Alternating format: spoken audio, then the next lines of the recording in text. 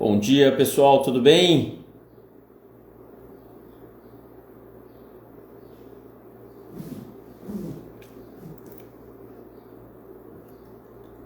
Salve, salve. Gabriel, bom dia. Professor Rodrigo Sisto Júnior, bom dia. Samuel,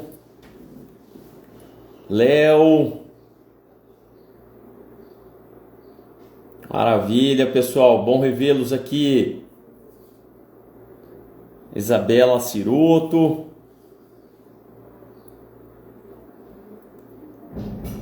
Maravilha, pessoal. Juninho, só você mesmo, hein? Doutora Beatriz, bom dia, seja bem-vinda. Thales.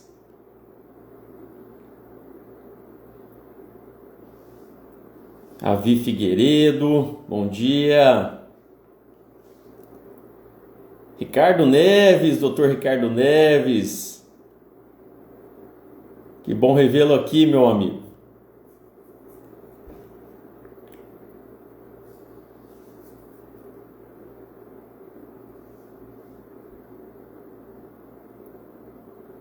O pessoal vai entrando.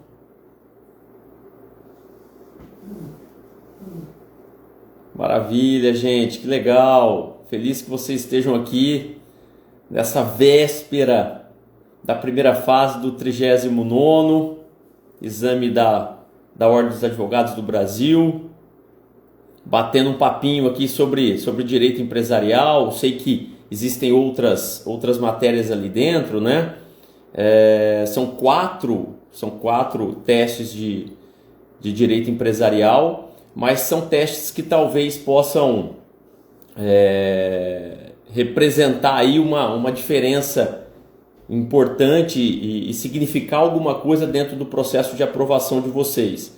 Eu sempre acabo perguntando a esses meus alunos, né? Quanto vocês fizeram na prova? Ah, professor, não consegui passar, não consegui atingir a média necessária. Aí eu pergunto, quantos de empresarial você fez? Fiz uma questão, não fiz nenhuma de direito empresarial. Então isso acabou me preocupando todos esses anos de docência. E falei, bom, por que não pensarmos alguma coisa? Professor Paulo Sumariva, obrigado. Pensarmos alguma coisa direcionado ao direito empresarial, dentro com foco na primeira fase. Porque às vezes 1, 2, 3 e quem sabe 100% dos testes, né? Esse é meu grande sonho, professor Roberto.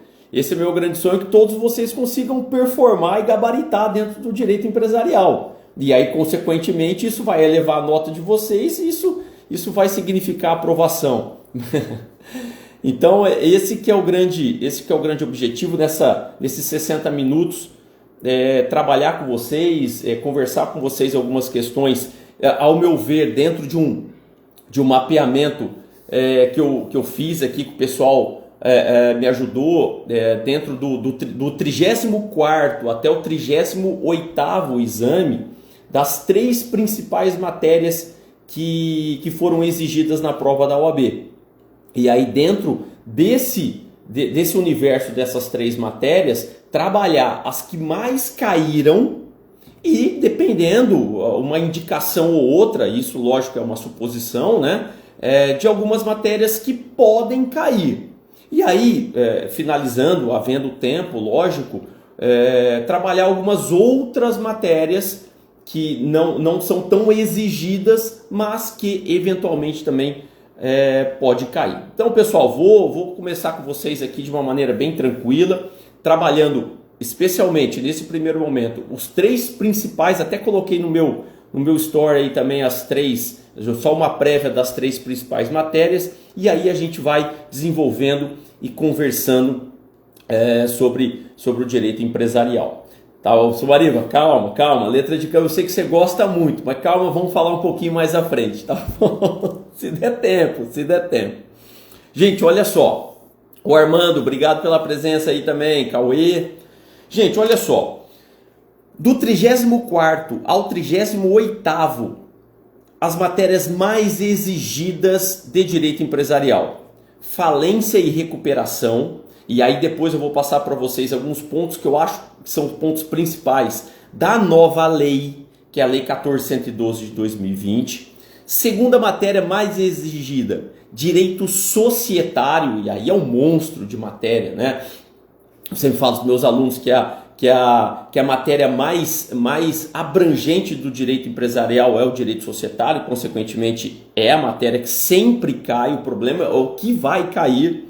E terceiro, a terrível, né? A famigerada aí, títulos de crédito, que até o professor Paulo Sumarilha falou da letra de câmbio. Roberto, não tem código, mas é importante, por isso que ela é especial, viu, meu amigo?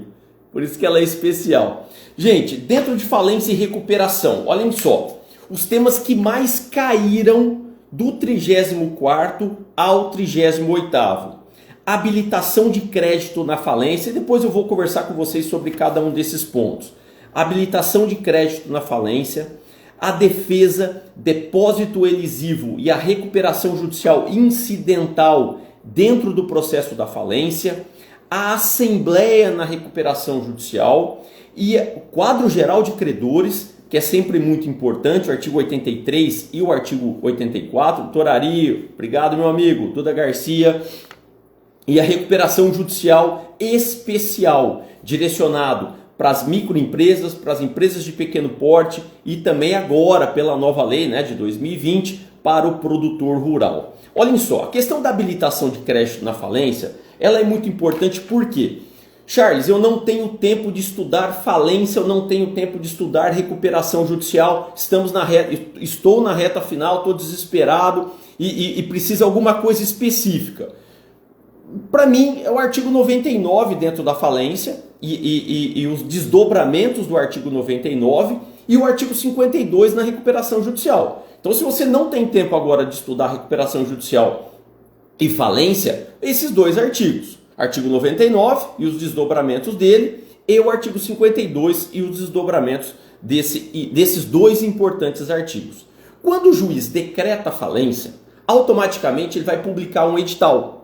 E da publicação desse edital vai ser lançado um prazo, isso está dentro do artigo 99, vai ser lançado um prazo de 15 dias para que os credores possam habilitar os seus créditos na falência ou apresentar divergência. E para mim o que é mais importante além do prazo é a questão para quem o pedido de habilitação e de divergência ele vai ser apresentado. Ele vai ser apresentado para o AJ, para o administrador judicial. O que acontece, às vezes na prática, isso não é um interesse para vocês agora nesse momento, mas infelizmente acaba acontecendo. Na prática, alguns advogados acabam direcionando a habilitação e a divergência para o juiz, e não é para o juiz. A habilitação e a divergência é para o administrador judicial. Depois, posteriormente, pode existir uma impugnação. Aí a impugnação que vai ser apresentada no prazo de 10 dias, aí sim essa impugnação é direcionada ao magistrado. Então a habilitação e a divergência, 15 dias da publicação do edital para a apresentação desses dois procedimentos, direcionados para o administrador judicial. Defesa, depósito elisivo e recuperação judicial. Importante. O devedor é citado, ok? Ele é citado, um credor entrou com um pedido de falência contra ele, ele automaticamente é citado. Ao ser citado, o administrador, obrigado Bianca, o devedor, ainda não falido, ele vai ser citado para apresentar defesa. Detalhe importante, não 15 dias. O prazo para ele apresentar defesa aqui vai ser de 10 dias. Dentro desse prazo de 10 dias, ele vai poder apresentar, além da defesa, o depósito elisivo, ou seja, ele vai depositar no processo o valor requerido ali a título de falência, com juros, correção, honorários, custas processuais, etc. Então ele faz o chamado depósito elisivo e nesse mesmo prazo de 10 dias, ele vai poder apresentar recuperação judicial incidental. Então, resumindo, citado 10 dias. Contestação, depósito elisivo e a recuperação judicial incidental. Um outro tema interessante é a assembleia na recuperação judicial. Eu sempre costumo dizer que a assembleia na recuperação judicial ela é obrigatória, ela é protagonista, diferentemente da assembleia lá na falência, que é um órgão facultativo. A assembleia de credores vai aprovar, rejeitar e pela nova lei agora ela vai poder apresentar um plano alternativo a esse devedor. Ok? Em grupo econômico, cabe a consolidação processual? Sim, Bia, entendo que sim, sem problema nenhum dentro do chamado grupo econômico. Quadro geral de credores. O que eu entendo como importante dentro do quadro geral de credores? Artigo 83, artigo 84. O que diferencia o artigo 83 do artigo 84? Dentro do artigo 83 vai existir uma classe de credores. Primeiro, credor a receber, os trabalhistas até o limite de 150 salários mínimos. Depois, os credores com garantia até o limite da garantia. Terceiro, o poder público, o fisco. Quarto, os credores quirografários. Quinto, e muita atenção agora para a nova configuração dos credores quirografários. Antigamente nós tínhamos credores com privilégio geral, especial. Eles estão dentro agora do artigo 83, mais especificamente dentro dos quirografários. Depois os subordinados e por último os juros. Então esses são os credores concursais estabelecidos lá no artigo 83. Quando o juiz decreta a falência, há um corte aí. Os credores que surgirem após a decretação da falência, esses credores são chamados de credores extraconcursais, lá do artigo 84. E lembrando, os credores extraconcursais do artigo 84 receberão antes dos credores do artigo 83. Então, muita atenção para essas duas categorias de credores. Artigo 83, artigo 84, a nova configuração dos credores quirografários e a questão de que os credores do 84, por serem constituídos pós-decretação da falência, vão receber antes dos credores do artigo 83, que tiveram seus créditos constituídos antes da decretação da falência. RJ especial direcionado à microempresa e à empresa de pequeno porte e, pela nova lei agora, ao produtor rural. Entendam bem, quando vocês imaginam a recuperação judicial, o artigo 50 ele estabelece lá alguns meios que o credor terá para apresentar a sua recuperação judicial. Olhem só, retificado após a homologação do... Nossa, cara, acabou cortando aqui, Duda.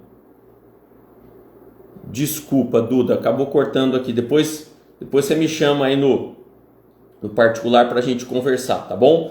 Olhem só, quando você fala da recuperação judicial especial, o artigo 50 estabelece vários casos que o credor ele pode apresentar para o Poder Judiciário para conseguir se recuperar. E esse rol do artigo 50 ele não é exaustivo, ele é simplesmente exemplificativo. Quando você é uma microempresa ou uma empresa de...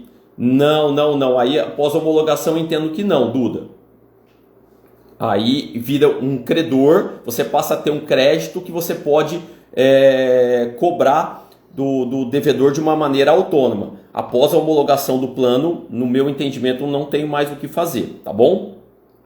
Quando eu sou uma microempresa ou uma empresa de pequeno porte e agora o produtor rural, eles vão ter direito a mais uma situação para a recuperação judicial, que é o chamado plano especial. O que é um plano especial? Eles vão poder parcelar todo artigo 70 e o produtor rural, artigo 70A. Eles vão poder parcelar todo o passivo deles em 36 vezes, com o vencimento da primeira parcela em 180 dias depois da distribuição do pedido. Lógico, só tomem cuidado que nem todos os credores vão participar desse plano especial. Então, alguns credores, parágrafo 3º, parágrafo 4º do artigo 49, credores de repasse oficial, esses credores, esses débitos não entram na recuperação judicial especial. O que é importante também? Essas empresas, em que pese elas terem direito a esse plano especial, elas não são obrigadas a aderir a esse plano especial. Elas podem aderir ao plano geral estabelecido lá no artigo 50 da 11.101/2005. Gente, o que eu... Aí já para passar para uma outra situação, que é o direito, que a gente tem algumas questões aqui para trabalhar, né? Que a próxima é a questão do direito societário. O que eu recomendaria nessa fase final? O estudo das principais alterações, eu sei que são muitos, mas eu elenquei algumas aqui para vocês. Da Lei 14.112 de 2020, que alterou a lei em alguns aspectos, né, criando um novo sistema de insolvência nacional, a Lei 11.101/2005. Então, tentem pegar alguns... Ô, doutor Fernando, tudo bem, meu amigo? Bom dia! Alguns aspectos da nova lei, da Lei 14.112 de 2020, que impactaram dentro da Lei 11.101/2005. E o que eu entendo como novidades interessantes? A primeira delas, a perícia prévia, estabelecida agora lá no artigo 51A da Lei 11.101/2005. O que é a perícia prévia? Quando o devedor ele apresenta o seu plano de recuperação judicial, o juiz ele pode determinar agora, já se determinava antes da lei, tá bom? Antes da alteração, mas agora é oficial. O juiz pode determinar agora que um perito faça uma avaliação prévia nessa empresa. E essa avaliação prévia não é para determinar se a empresa é viável financeiramente, nada disso. Dois objetivos da perícia prévia. Primeiro, verificar se a empresa existe, que isso é muito comum na prática, né? A empresa nem funcionar mais funciona. E segundo, a regularidade da documentação. Então esse que é o grande objetivo. Por quê? Porque depois da perícia prévia, o processo cai no artigo 52, que é aquele artigo 52 que eu falei para vocês, que é de extrema relevância dentro do entendimento da recuperação judicial. Então a perícia prévia é uma das grandes novidades da nova Lei 14.112 de 2020. A RJ do produtor rural, que eu já comentei com vocês, que eles vão aderir ao plano especial da microempresa e da empresa de pequeno porte, lembrando que os créditos do produtor rural, sujeitos à recuperação judicial, não podem ultrapassar 4.800.000, porque o teto é o mesmo teto da empresa, do faturamento da empresa de pequeno porte.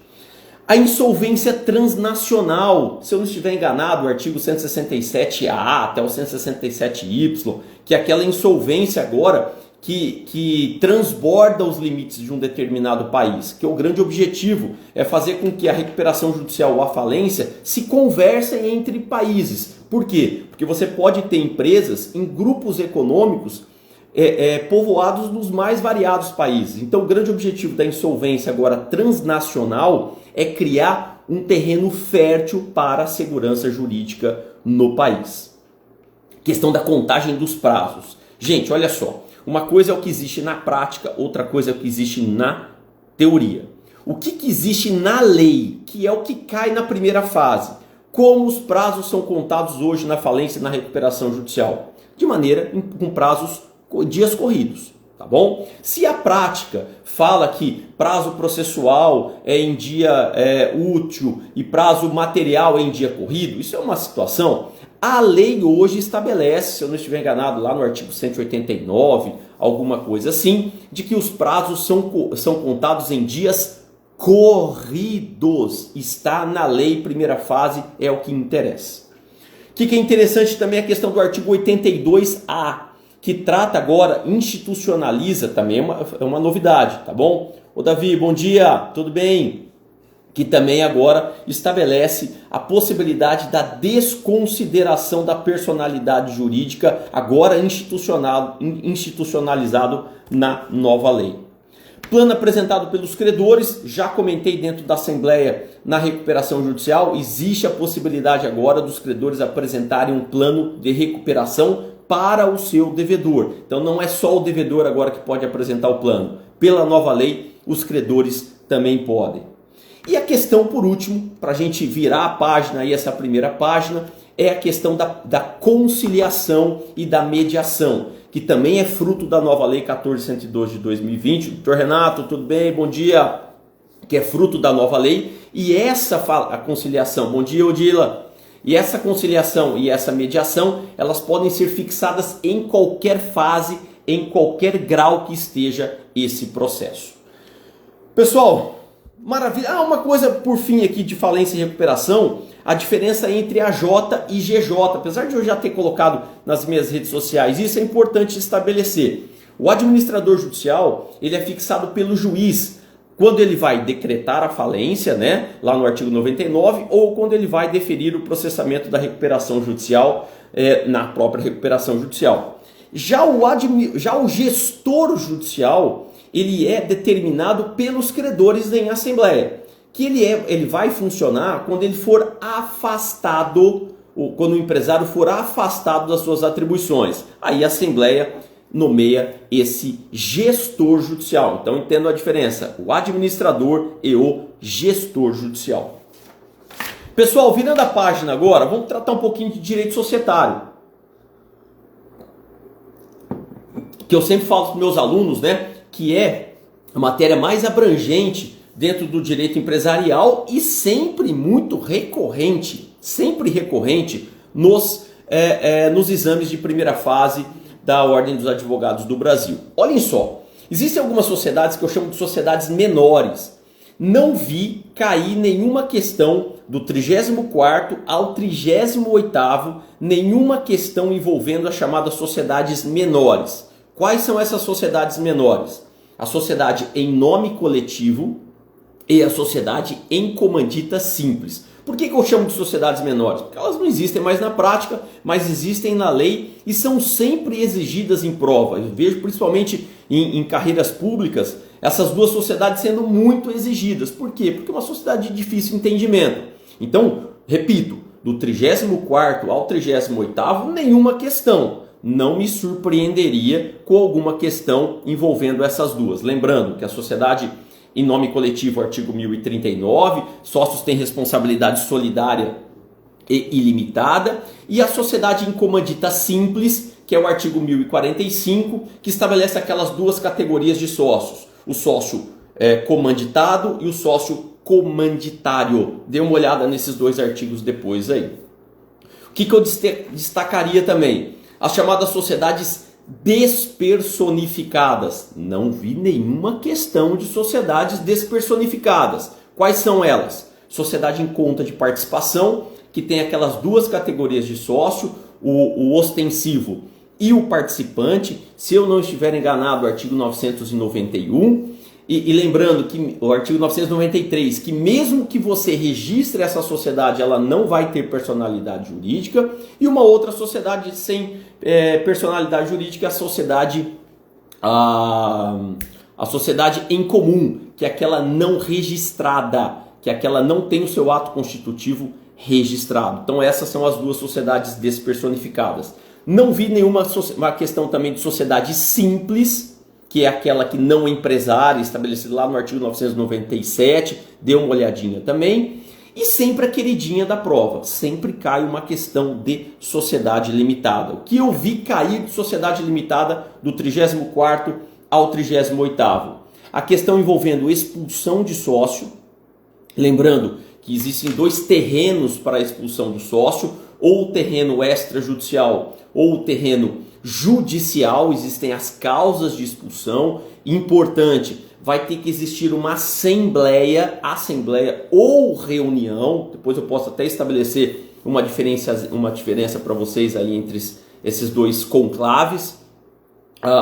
Vai ter que existir uma assembleia ou reunião específica para tratar do tema expulsão do sócio, lógico, garantindo o direito de defesa. E só lembrando que se a sociedade tiver dois sócios, aí não tem necessidade desse conclave, ou dessa assembleia, ou dessa reunião, por motivos óbvios.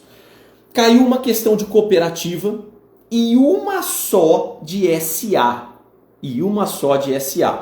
Se eu tivesse, num desespero, sem tempo para estudar, tendo que estudar algum assunto específico dentro de SA, eu estudaria a Sociedade Anônima do Futebol, que é uma novidade criada recentemente, com o grande objetivo aí de salvar os nossos queridos times de futebol. Então a SAF, a Sociedade Anônima do Futebol, o próprio nome já está dizendo, né? Sociedade Anônima do Futebol, que é uma sociedade criada agora com possibilidade de você lançar. Professor Bega, tudo bem, Rodrigo?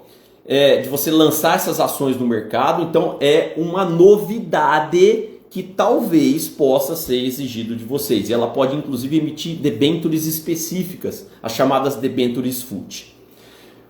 Temas que não caíram do 34º ao 38º. Assunto SA, que especificamente Sociedade Anônima do Futebol. Os novos quórums da Sociedade Limitada. Ou seja, o quórum de 3/4 acabou. Então você só tem hoje o quórum de unanimidade, 2/3, maioria absoluta e maioria simples. Não tem mais o quórum de 3/4. Novidade. A lei da liberdade econômica, a lei do ambiente de negócios, a desconsideração da personalidade jurídica. Não vi nenhuma questão de desconsideração, que é sempre a queridinha, né? Do 34º ao 38º. Então talvez aí dá uma olhada lá no artigo 50, parágrafos 1º e 2º, que contextualiza o que é desvio de finalidade, o que é confusão patrimonial, grupo econômico, desconsideração invertida. Então não vi nenhuma questão. O direito de retirada, que é o direito de retirada é diferente do direito de expulsão, né? O direito de retirada do sócio, que era em razão lá depois dê uma olhada lá no artigo 1029 do Código Civil, se a sociedade por prazo determinado ou indeterminado, e a diferença entre assembleia e reunião. Só vai existir assembleia na sociedade limitada obrigatoriamente se a sociedade limitada tiver mais de 10 sócios. Se ela não tiver mais de 10 sócios, a assembleia é facultativa e aí ela vai ser substituída pela reunião. Olhem também o artigo 977, que trata da sociedade entre cônjuges, que estabelece ali algumas facilidades, obrigatoriedades e proibições dependendo do regime de casamento. Gente, essas são as questões envolvendo o direito societário, tá bom? O que eu penso agora como uma terceira e última matéria que mais é exigida na primeira fase da OAB? Olhem só, títulos de crédito. O que eu sugiro dentro dos títulos, o que vem caindo dentro dos títulos de crédito? As operações societárias. Quais são essas operações societárias? O endosso, o aceite, o aval e o protesto dentro de cada título de crédito. Então, quando você pega o cheque, quando você pega a nota promissória, quando você pega a duplicata, entender quais são essas operações que caem. Ô, doutor Rodrigo Sisto, boa! O Warrant ou conhecimento de depósito, né, meu amigo? Títulos que, meu Deus do céu, remontam ao século passado, mas ainda estão, infelizmente, em vigor, né? Mas são títulos que eu já vi cair em prova da OAB, conhecimento de depósito e o Warrant. O Warrant é o que garante, né, a execução desse conhecimento de depósito. Olhem só, então só voltando na questão das operações cambiárias. Dependendo do título de crédito, determinadas operações não cabem aí. Exemplo, cheque e nota promissória não cabe o aceite, porque o aceite é dado pelo próprio devedor. Mas em contrapartida, em todos esses títulos de crédito, é interessante saber o que cabe dentro do aceite e o que cabe dentro do endosso, que são operações diferentes. O aceite é dado pelo devedor, assumindo a obrigação pelo pagamento. Já o endosso é uma operação de transferência do título. E o que é importante dentro do endosso? Quais são as espécies do endosso?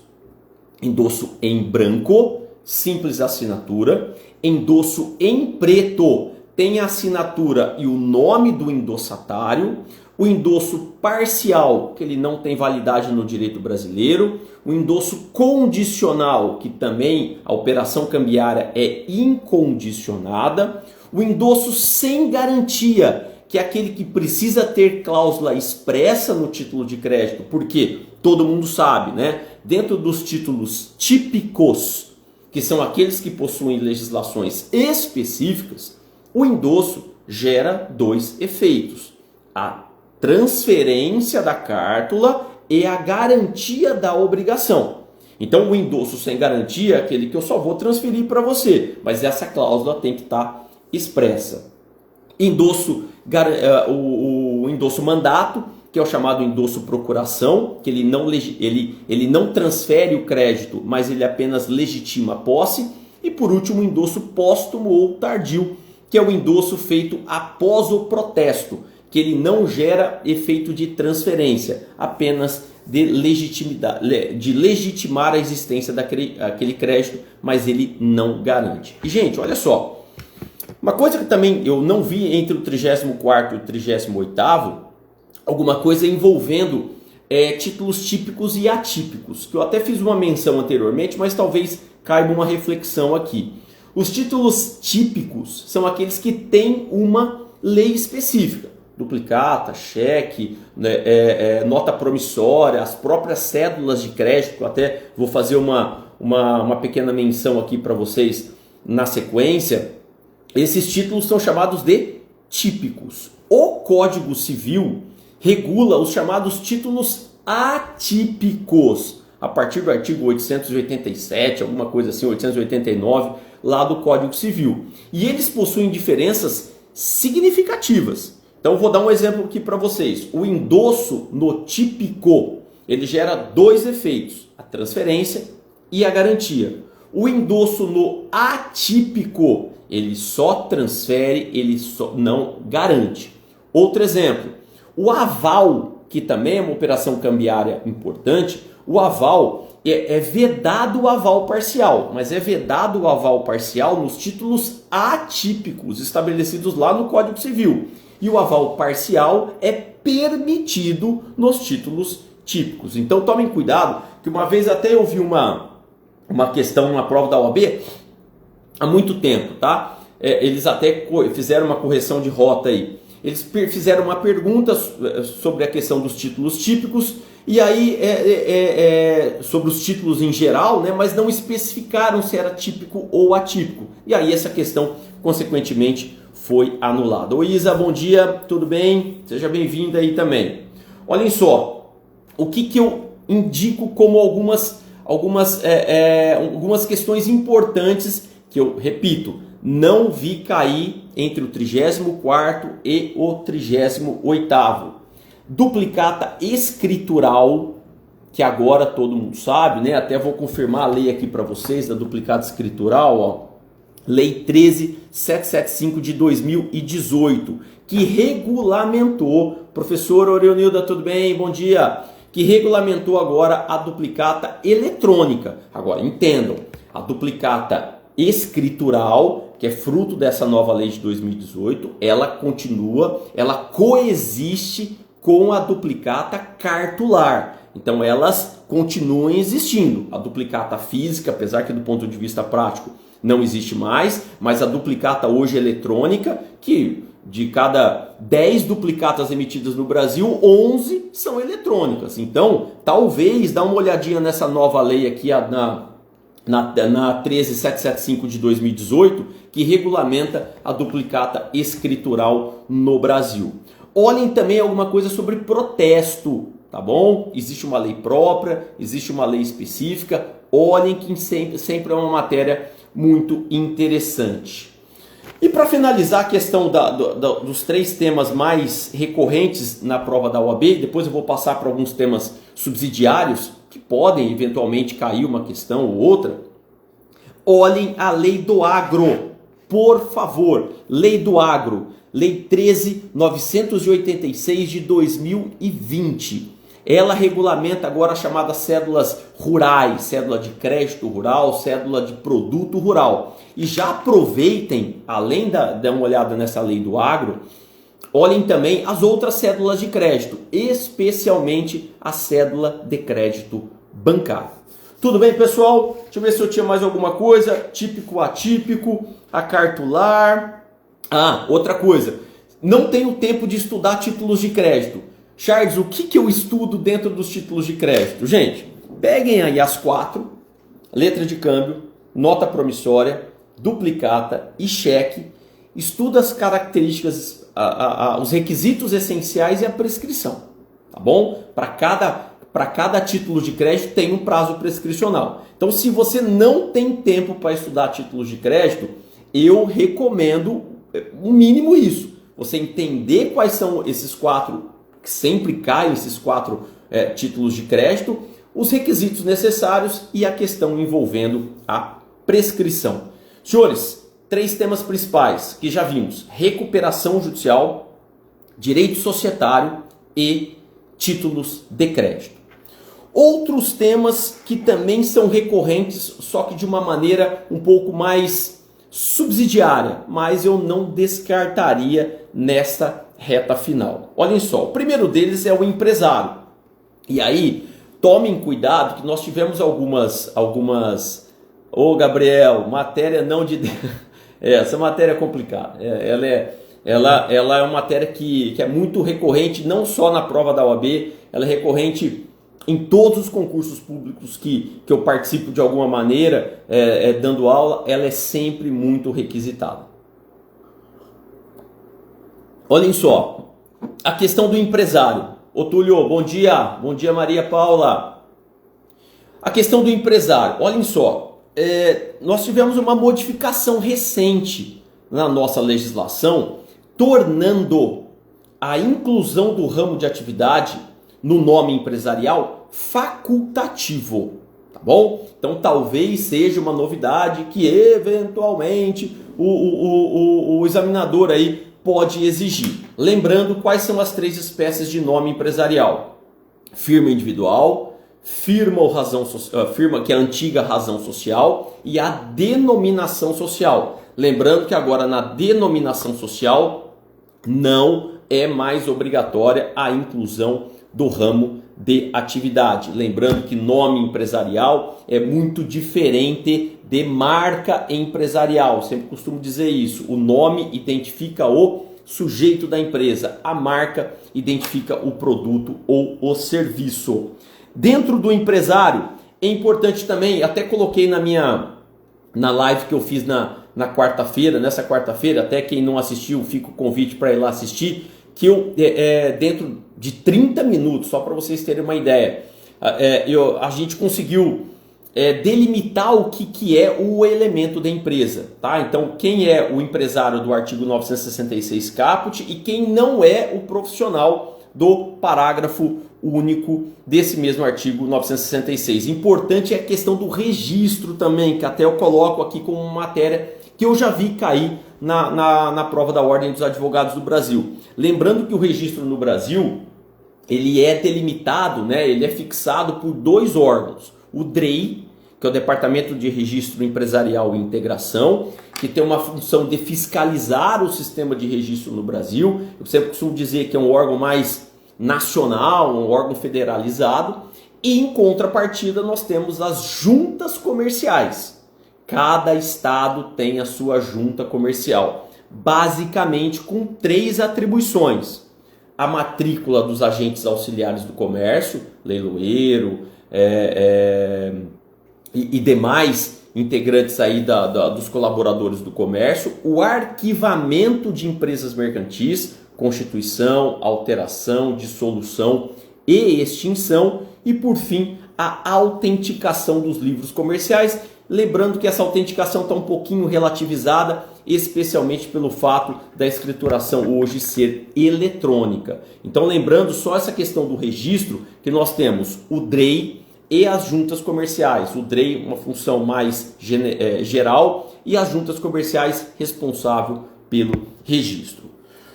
Uma matéria que eu acho que é interessante também, que talvez possa ser apresentada para vocês, que é a questão dos chamados contratos empresariais. O que eu vejo cair bastante? O chamado direito marcário, o direito à propriedade industrial, que trata lá da Lei 9.279 de 96, que trata das marcas e patentes no Brasil. Lembrando que somente 2 bens podem ser patenteados: a invenção e o modelo de utilidade. A invenção, pela nova lei, gente, por favor, muita atenção, nós temos uma nova lei de propriedade industrial no Brasil.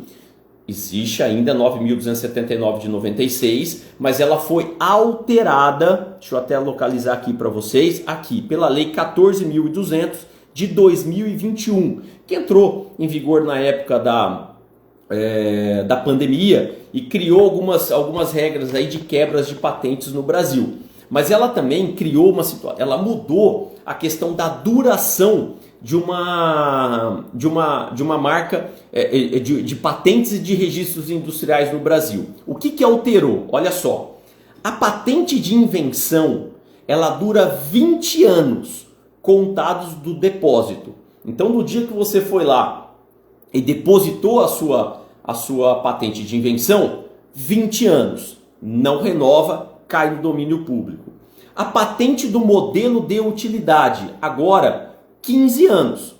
Então, não depositou, não renova mais. Então, patente de invenção, 20 anos, patente de modelo de utilidade, 15 anos.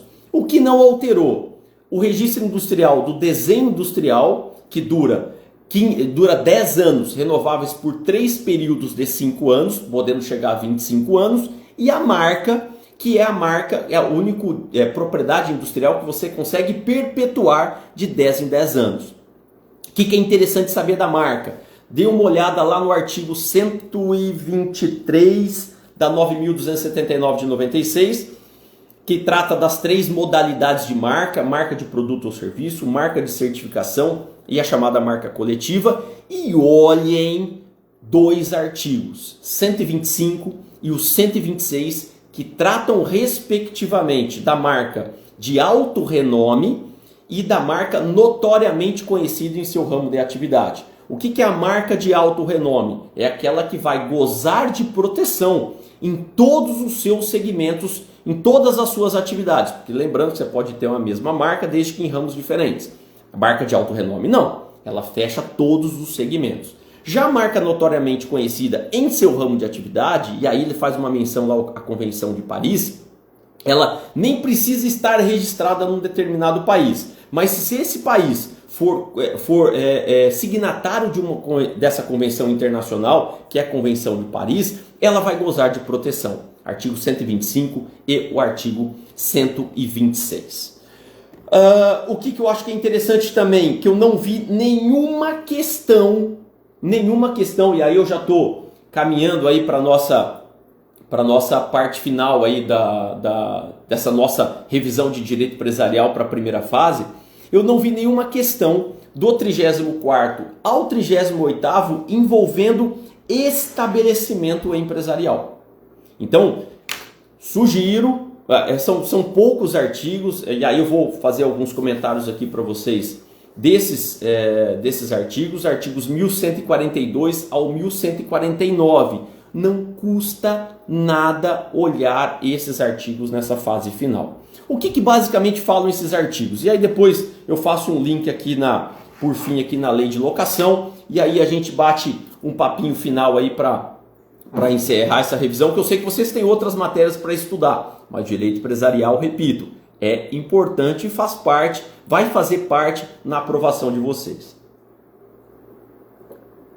Olhem só, artigo 1142, ele trata da definição do estabelecimento, que é um complexo de bens corpóreos e incorpóreos para o exercício da atividade mercantil. Já o artigo 1143, ele trata da natureza jurídica do estabelecimento, ou seja, olha, eu entendo que sim, tá bom? Eu entendo que sim, que seria uma marca, assim, doutora Renata, bom dia. Eu também entendo que sim, tá bom? Quiquezinha, né? Eu acho que é isso mesmo. Então, existe um rol de marcas de alto renome no Brasil e marcas notoriamente conhecidas. Talvez, seja, se eu tivesse que apostar, eu apostaria que essa marca que você citou é uma marca de alto renome, sim, tá bom? Artigo 1143 é o artigo que permite que o estabelecimento possa ser alienado, fruto do contrato de trespasse, que é o contrato de compra e venda do estabelecimento empresarial. O artigo 1144 do Código Civil estabelece 2 condições para eficácia, para validade do contrato de alienação do estabelecimento, que é o registro na junta comercial e a publicação obrigatória. E a publicação na imprensa oficial para que esse contrato tenha validade. Gente, a questão prática, coloca um pouquinho de lado. Estou tratando com vocês aqui a questão mesmo legal, da lei fria, que é essa que cai na primeira fase da Ordem dos Advogados do Brasil. Olhem o artigo 1146. Já o artigo, acho que eu pulei o artigo 1145, né? Ô Bruno, tudo bem? Bom dia. Acho que eu pulei o artigo 1145. Vamos voltar para ele aqui. O legislador estabelece 3 condições alternativas, repito, 3 condições alternativas para alienação do estabelecimento. A primeira delas, o alienante deixar bens no estabelecimento. Segunda, o alienante pagar todo o seu passivo. E terceiro, ele não deixa bens, ele não... Isso, Gustavo. Ele não deixa bens, ele não paga, mas ele notifica todos os credores. Se esses credores não... Oi, Patrícia. Se esses credores não se manifestarem no prazo de 30 dias, há um entendimento de uma aceitação. Bacotinha, tudo bem, meu amigo? Bom dia. Então, são 3 condições alternativas que obrigatoriamente precisa ser obedecido, sob pena dessa alienação do estabelecimento não gerar efeito, pagamento, deixar bens ou a notificação. E agora sim o artigo 1146, que trata basicamente da responsabilidade do alienante e do adquirente. Em termos gerais, artigo 1146, quem compra assume dívida de quem vende, desde que contabilizadas. Ou seja, o que são dívidas contabilizadas? São aquelas dívidas demonstradas no momento da alienação. Quem compra paga a dívida de quem vende. Tudo bem? E aí, quem vende vai ficar solidariamente responsável. Isso, Gustavo, devidamente contabilizadas. Porque se essas dívidas não tiverem contabilizadas, quem compra não vai assumir dívida de quem vende. Tudo bem? Essa é uma presunção lógica do texto do artigo 1146. Então, tem quem compra, paga a dívida de quem vende, desde que essa dívida esteja devidamente contabilizada. E aí, quem vende fica solidariamente responsável com quem compra, pelo prazo de 1 ano.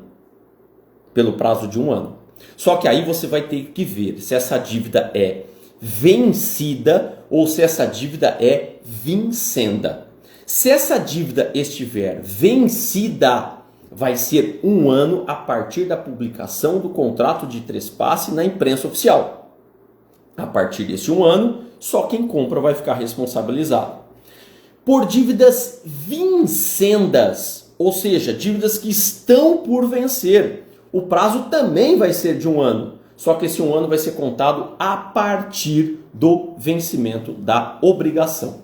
Artigo 1147, trata da cláusula do não... Eu estou olhando aqui para ver o reloginho com vocês aqui, tá bom? Para não deixar passar o tempo aqui, que eu sei que vocês têm outras matérias aí a serem estudadas, né? Então não quero atrapalhá-los, muito pelo contrário, quero ajudá-los. O artigo 1147, ele trata da cláusula do não restabelecimento, ou seja, permitindo... Isso, exatamente, Bia... proibindo, melhor dizendo, né, que o alienante se restabeleça naquela mesma atividade do adquirente, gerando uma concorrência predatória. Então, o que é a cláusula do não restabelecimento? Durante 5 anos, por força do artigo 1147, quem vende não pode fazer concorrência àquele que compra.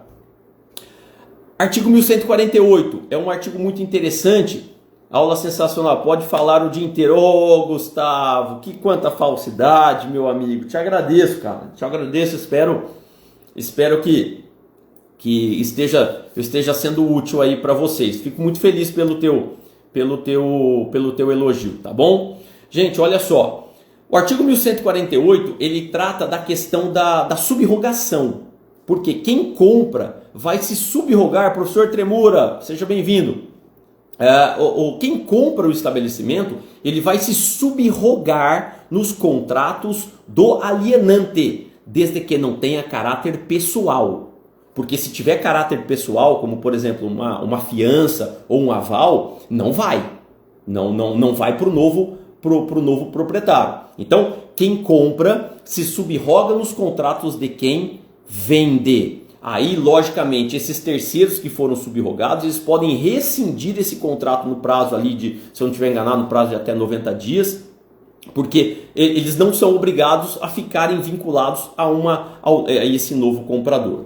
E por último, o artigo 1149 do Código Civil, que trata de um terceiro, que na realidade era devedor daquele alienante, que paga errado. Então a gente sempre aprendeu no direito, né, que quem paga mal paga 2 vezes, paga 3. Tem gente que adora ficar pagando errado, né?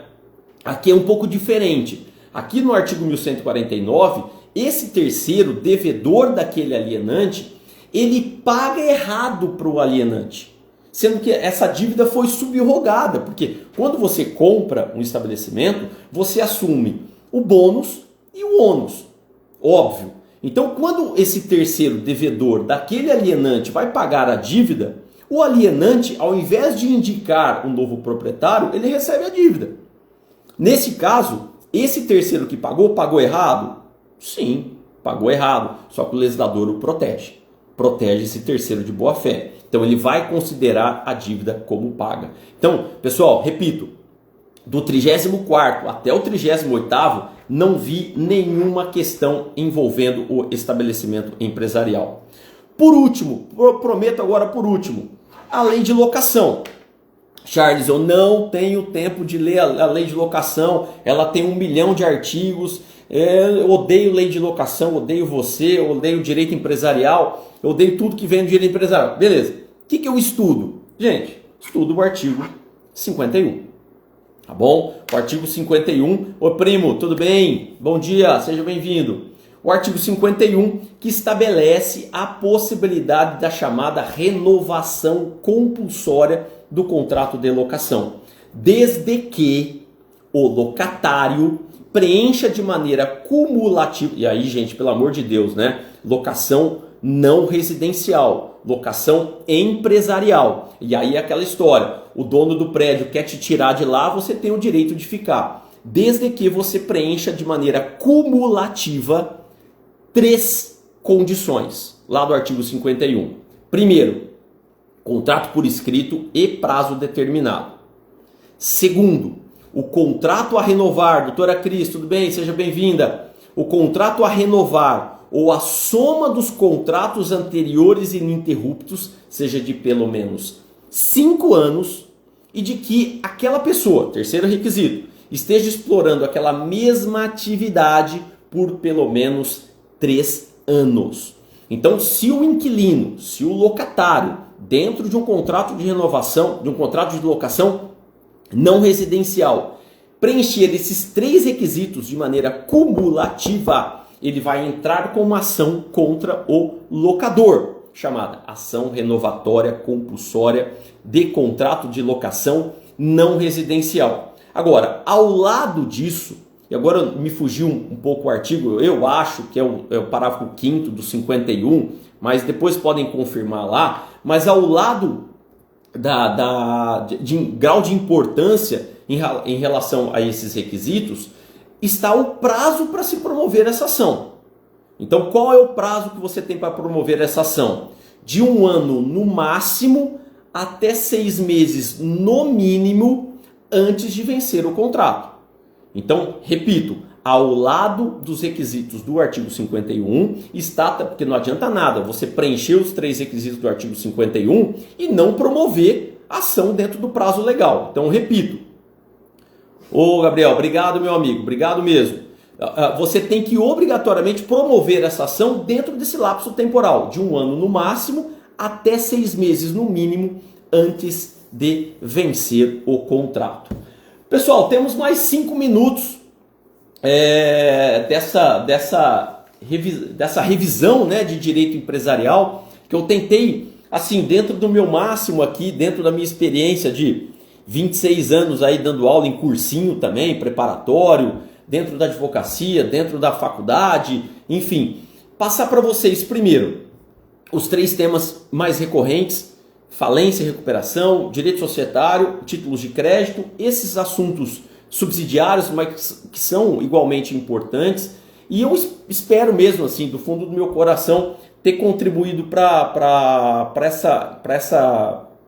esse momento importante de vocês, né? Que eu sei, passei por isso também, não tenho vergonha nenhuma de dizer que tomei pau no meu primeiro exame da Ordem dos Advogados do Brasil, mas depois isso me incentivou a estudar ainda mais, a entender muito mais o projeto, e eu espero mesmo do fundo do meu coração que eu tenha ajudado vocês aí de alguma maneira. Espero que amanhã vocês consigam performar da melhor maneira. Assim, lógico, para cada um tem uma forma de fazer a prova, né? Mas pela minha experiência, como professor de cursinho também, o que eu escuto falar, né? O que é recomendado?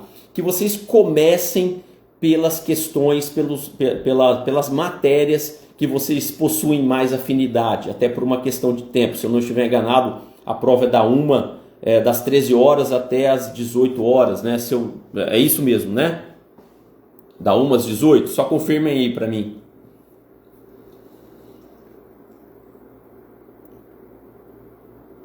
Vocês estão ainda aí, né? Pô, eu acredito que seja isso. Pelo menos eu dei uma olhada aqui nas informações, mas independentemente disso, que vocês comecem pelas matérias que vocês têm mais afinidade, e aí depois vocês vão partindo para as matérias mais indigestas, mas é aquela história, vão com a sensação, vão com a mentalidade do dever cumprido. Eu acredito ainda que vocês nessa reta final aí, vocês possam estudar ainda um pouco mais. Eu sempre acredito de ir até o último momento com um resuminho, ouvindo alguma coisa, entendendo alguma coisa, porque cada teste é importante. E as pessoas sempre falavam assim para mim, né? Ah, Charles, mas pô, você vai dar um curso, você vai dar uma aula só de direito empresarial? Nossa, só tem 4 testes, ninguém quer saber de direito empresarial. Eu penso o contrário, eu acho que você tem que ter o conhecimento de tudo, do máximo que você conseguir. De todas as matérias. É possível? Não é, mas é uma coisa que pode te ajudar no momento da prova. Então eu espero mesmo, do fundo do meu coração, esse que foi o motivo de estar aqui nesse sábado de manhã com vocês, apresentando essa revisão de direito empresarial, com a sensação de que vocês consigam atingir o objetivo, que é a aprovação. E por favor, depois da prova, me mandem algumas mensagens. Charles, foi legal, Charles, caiu uma questão de empresário, caiu uma questão de títulos de crédito, Charles, caiu uma questão de nota promissória, Charles, caiu uma questão de representante comercial, caiu uma questão de sociedade limitada, diferenciando assembleia de reunião, enfim. Pois me mandem aí no privado a impressão que vocês tiveram dessa aula também, e que desejo muito mesmo do fundo do meu coração que vocês consigam atingir o objetivo amanhã. Tá bom, pessoal? Uma grande prova para vocês. Lembrando, vão com a sensação, com a mentalidade do dever cumprido, de que era isso que tinha que ter sido feito e foi feito. Desejo para vocês uma excelente prova amanhã, tá bom? E rumo à aprovação. Tenho certeza que vocês vão gabaritar em direito empresarial. Tenho certeza. Comentem depois comigo aqui.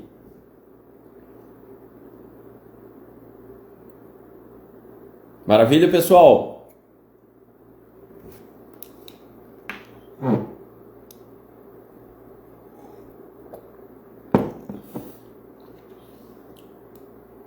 Vou ficar aqui à disposição de vocês para eventualmente alguma dúvida.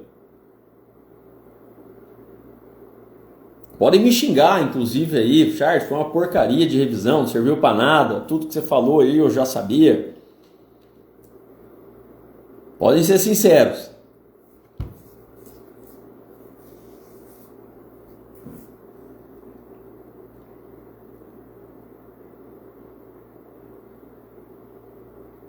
Aproveitem aí o sábado, hein? Aproveitem o sábado aí para estudar ainda mais. Reta final, reta final. Gente, um grande abraço para vocês. Obrigado pela presença de cada um de vocês, viu? Você é o último. Por tradição aqui eu vou ser o último. Vou apagar as luzes.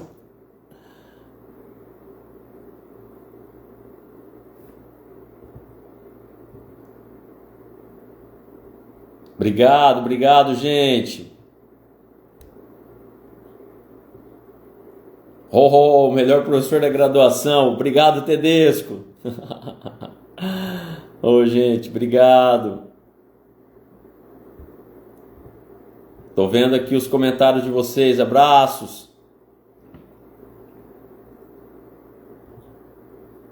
Bom final de semana também. Obrigado, Marco. Ô, Davi, quem sabe? Obrigado, Gustavo. Estamos juntos aí, estamos juntos no projeto Aprovação. Obrigado, Bia, Matheus Parma, um abraço. Ju, obrigado. Doutor Augusto, obrigado. Olha lá, portões fecham 12:30. Prova das 13 às 18. Luciano, obrigado. Obrigado, Juliano. É isso aí, muitos estudos. O negócio é esse, é estudar sempre. Tomar uma para relaxar agora.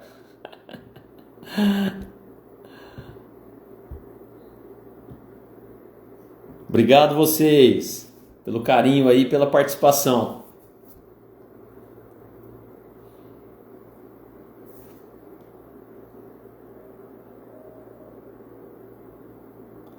Gente, um abraço. Fiquem com Deus aí. Tudo de bom.